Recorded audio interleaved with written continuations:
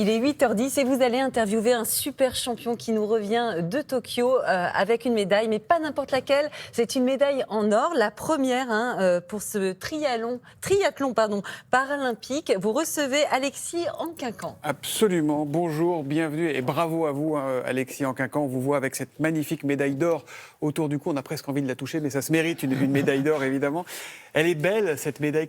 Qu'est-ce qu'elle vous dit là quand vous la portez comme ça, quand vous la voyez le matin? Bonjour à tous. Elle me dit beaucoup de choses parce que ça a été 5 ans de dur labeur pour aller chercher cette médaille, avec en plus le contexte sanitaire qui a reporté les Jeux en 2020 et du coup on avait toujours un peu espoir que ça ait vraiment lieu, mais voilà, il y avait un peu d'incertitude et aujourd'hui c'est une concrétisation et ça fait vraiment chaud au cœur. Nous on n'a rien fait pour l'avoir, mais elle nous rend fiers cette médaille. Voilà, on voulait vous le dire. On va revenir sur votre parcours incroyable, mais d'abord c'était comment Tokyo? C'était comment ces Jeux particuliers, sans public?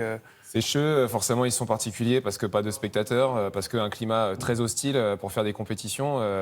Tokyo, l'été, c'est vraiment des conditions dantesques. Ouais. C'est très chaud, très humide.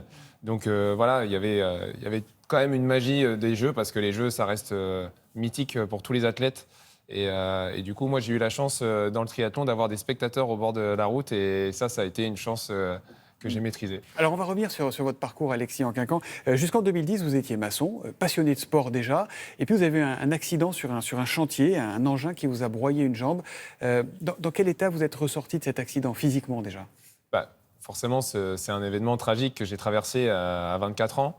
Mais cet événement, je l'ai vraiment tiré du positif. Et en fait, je me suis dit que ça allait me rendre encore un meilleur homme, un homme différent, mais un meilleur homme.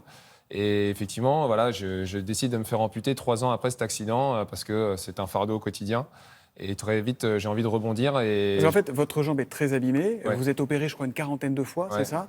Ouais. Et c'est vous qui allez voir votre chirurgien à un moment pour lui dire docteur, coupez-moi la jambe. On imagine que c'est pas. Enfin, c'est quand même une démarche qui est particulière. Oui, quoi. Bien sûr. En fait, il faut bien comprendre qu'il y a eu 3 ans qui s'est passé pour justement prendre cette décision d'amputation.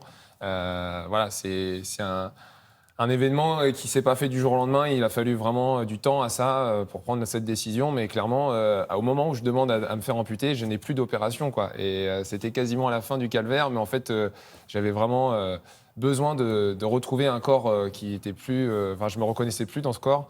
Et là, clairement, avec l'innovation des prothèses, etc., je suis capable de refaire des choses...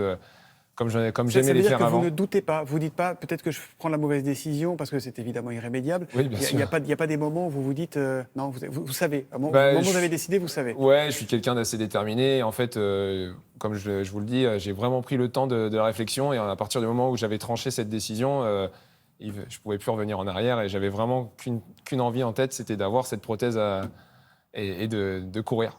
Parce que le sport, c'était déjà très important. Vous étiez multiple champion de France de boxe full contact. Ouais. Mais comment vous passez, à partir du moment où vous devenez amputé de la jambe, vous passez au triathlon? Ça se fait... Parce que c'est récent, vous avez commencé en 2015 et vous êtes champion olympique en 2021. Ouais, c'est ça. En fait, je suis un compétiteur. Moi, j'adore le sport, mais surtout pour la compétition, j'adore gagner.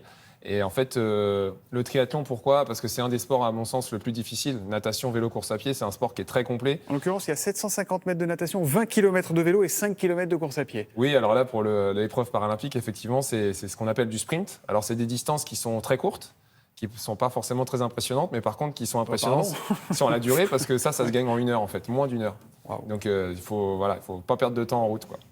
Qu'est-ce qui vous pousse, en fait, à ce moment-là, à vous lancer à corps perdu comme ça dans le triathlon? C'est quoi? C'est une envie de revanche? C'est la rage? C'est la colère? C'est le plaisir? C'est quoi? Il y a tous ces éléments-là, en fait. C'est un mélange de tout. Et en fait, c'est aussi prouver aux gens et à la société en général qu'au final, une jambe en moins, des jambes en moins, quelqu'un en fauteuil roulant, peu importe, une prothèse, un bras en moins, en fait, on est tous capables de faire des grandes choses.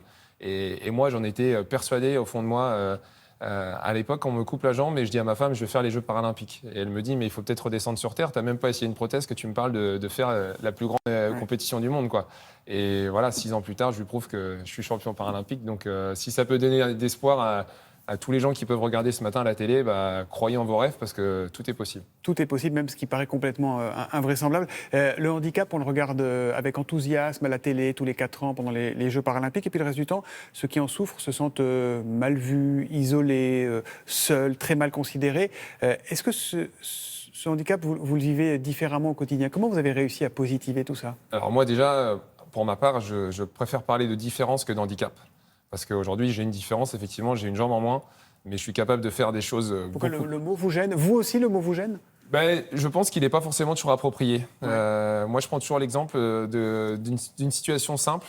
Vous avez un escabeau, vous avez une ampoule à changer au plafond. Vous avez vos deux jambes, vos deux bras, donc vous êtes considéré valide. Et moi, effectivement, j'ai un handicap, j'ai une jambe en moins.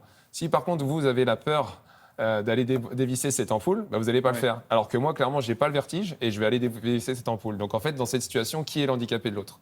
Vous voyez, il n'y a aucun doute, c'est moi là-dessus. La question de vous l'ampoule. voyez, donc en fait, moi, je préfère vraiment parler de différence et de mixité. En fait, dans cette société, on est tous différents les uns des autres. Vous avez 35 ans aujourd'hui. En général, c'est assez vieux pour un sportif, pardon. Merci de le rappeler. Mais quel est l'objectif? C'est Paris 2024? Oui, bien sûr. En fait, le triathlon, c'est un sport de maturité. Donc, je peux encore être compétitif à 38 ans à Paris. Mais oui, en fait, clairement, je pense que je suis à l'apogée là, de ce que je fais. Et j'espère garder cet état de forme jusqu'à Paris. Vous avez 2 enfants, ils doivent être assez fiers à la maison, non? J'espère. Moi, du coup, ils n'ont pas encore rentré ce matin. Là, ils rentrent à 9h. Donc, normalement, ils sont en train de regarder justement la télé. Donc, je leur fais un gros bisou. Bon, vous avez bien raison. Et donc, oui, j'espère qu'ils sont fiers. En tout cas, à l'école, je pense que ça va beaucoup parler de moi ce matin. Évidemment. Et cette médaille, vous allez la ranger où alors? Elle est... Écoutez, pour l'instant, j'ai pas envie de la ranger. J'ai vraiment envie de la voir encore un petit moment. Mais il va falloir réfléchir à la mettre dans un endroit précis à la maison. Et elle est lourde ou pas? Ouais, elle est très lourde. Elle est très, très lourde. Elle est super jolie. C'est la plus... C'est pas la vôtre. Non, je ne toucherai faire. pas.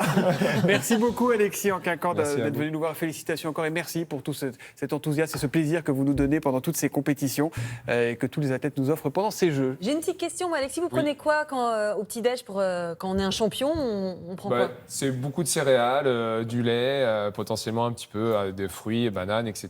D'accord. Il faut Bien charger. équilibré et bien énergétique. Il faut, pour repartir sur une bonne journée, il faut du carburant. Et quoi. comme ça, on génial, arrive à bien génial. changer l'ampoule. Voilà, c'est ça. C'est le secret.